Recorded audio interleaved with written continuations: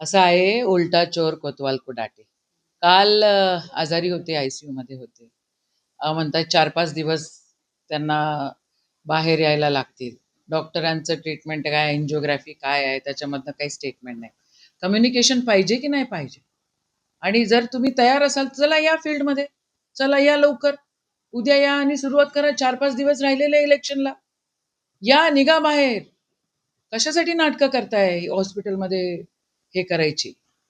म्हणजे हे सगळे स्टेटमेंट भाजपला कसा फायदा होईल असे त्यांचे स्टेटमेंट्स आहेत. आणि हे काय न पटण्यासारखी गोष्ट आहे, चीड येण्यासारखी गोष्ट आहे. आपल्याच पक्षाची प्रतिमा त्यांच्या स्टेटमेंटवर मी प्रत्येक गोष्टीवर बोललं पाहिजे अशातला काही भाग नाही. त्यांची काय आहे कुवत हे आता सगळेजण बघतायत. त्यांच्यात दम असेल तर त्यांनी तयारीपूर्वक यावं आणि निवडणूक त्या ठिकाणी लढवावी.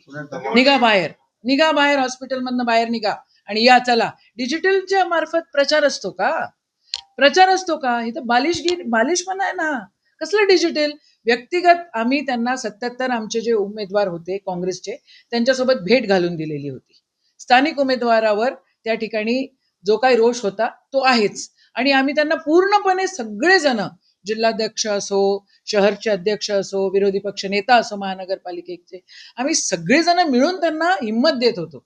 एकाएकी माणूस गायब होते, कधी सुनील दादांवर आरोप करते, मला फोन लावते, कधी काय करते. दिस इज नॉट डन.